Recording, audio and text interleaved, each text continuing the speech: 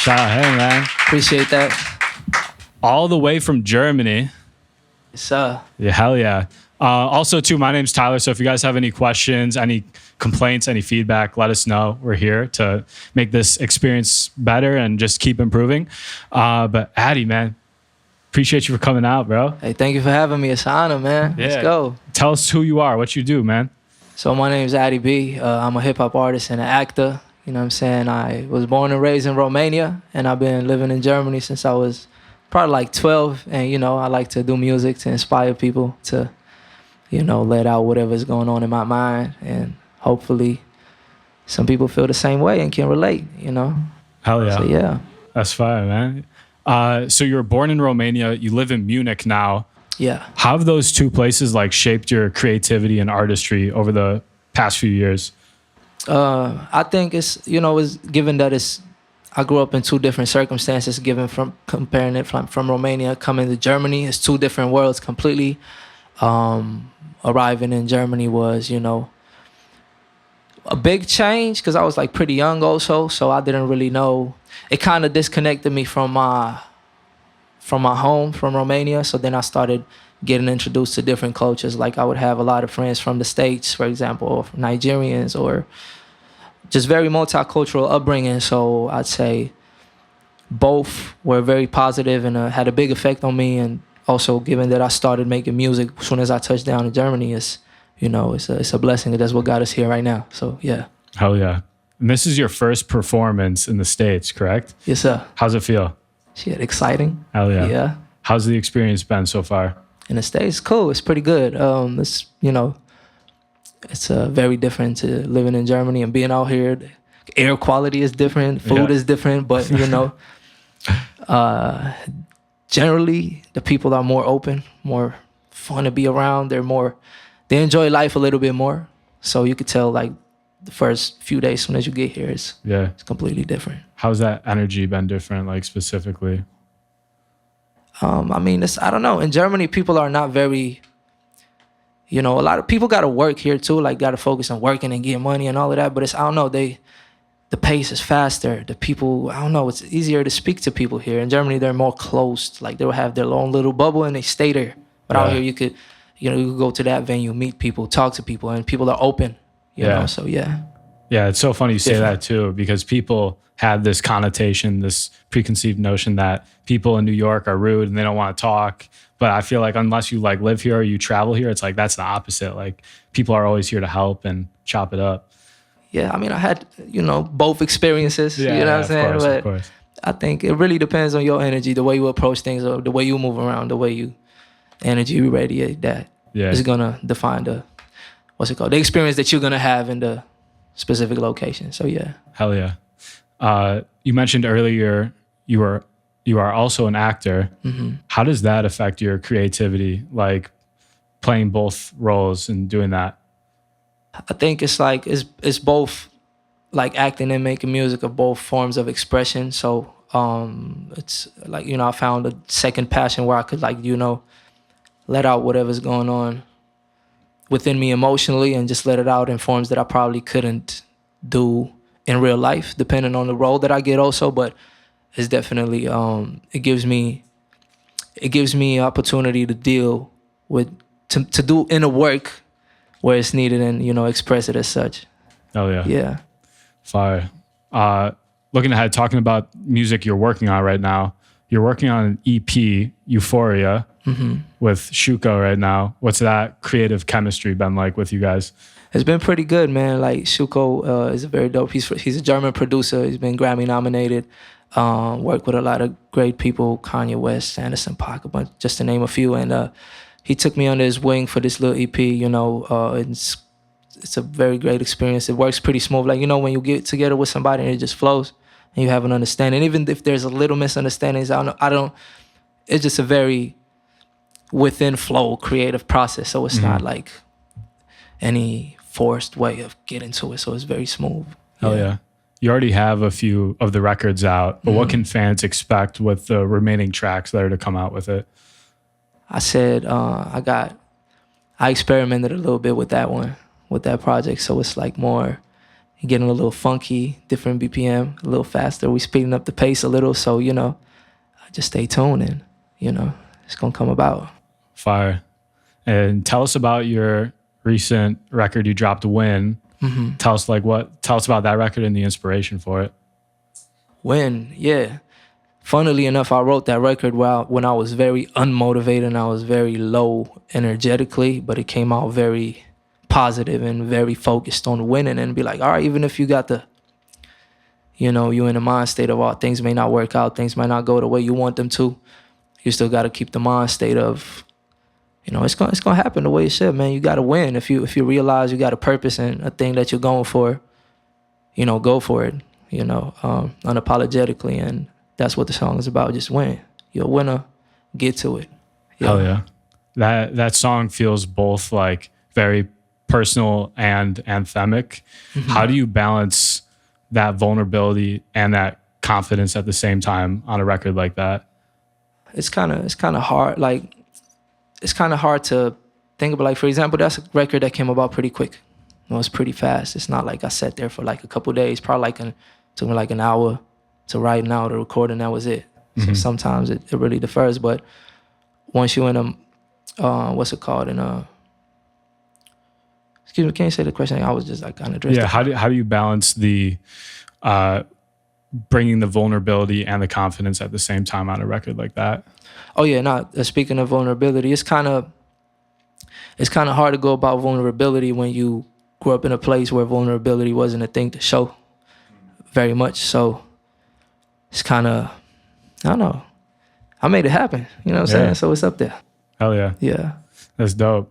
And also you're working on a project right now. It's called Devotion. Yes, sir. What can you tell us about that?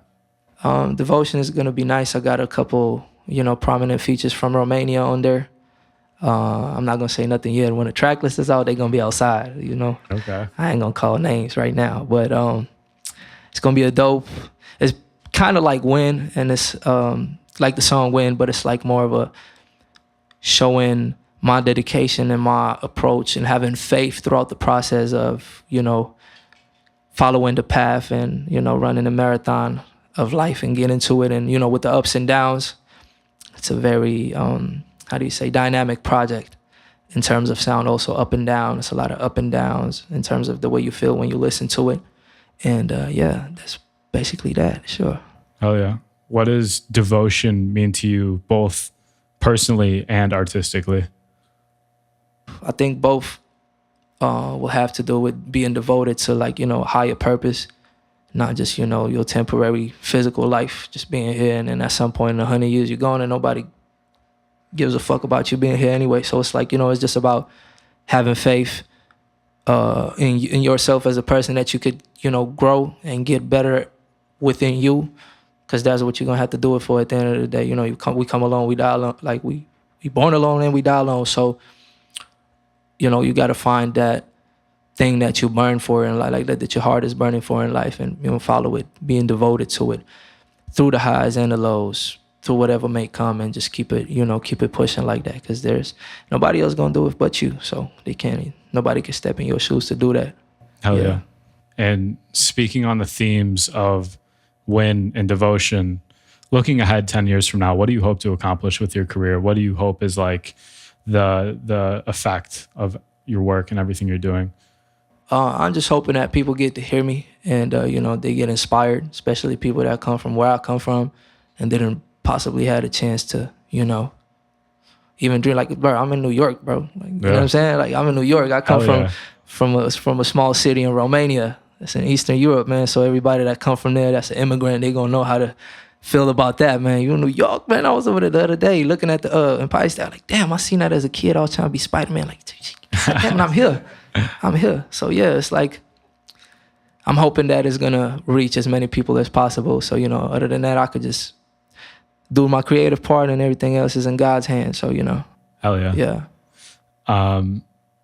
Also, what I find so fascinating about your career and what you're building is you're building in multiple industries, acting, music, multiple countries, multiple languages. What's been your biggest struggle so far on this journey, and what has been the biggest reward for you? I wouldn't say it's a struggle nor a blessing. I say it's both a struggle and a blessing at the same time, like being a one-man army and just, doing it all by myself, from music, content, recording, mixing, mastering, cutting a video, to all of that. But at the same time, it shows me a different, it shows me aspect in every part of the industry, whether it be marketing, whether it be video editing, whether it be sound engineering, and it puts me in the shoes of everybody else and shows me the importance of everyone within the industry and not letting anybody out, like producers, engineers, videographers, and all that. So that's, I think, the biggest thing so far. Yeah. Hell yeah. And how is your identity, being born in Romania, living in Germany, now performing in the United States? How does that influence your sound and your worldview as an artist? I think it pretty much opened me up to a lot of things, given that I had to, migrate, and it just opened me up for the world, and, being understanding of just like learning how human beings function and knowing how I function and knowing how to approach just life generally in order to approach the creative side of things. So definitely a big influence being all over the place, for sure. Hell yeah.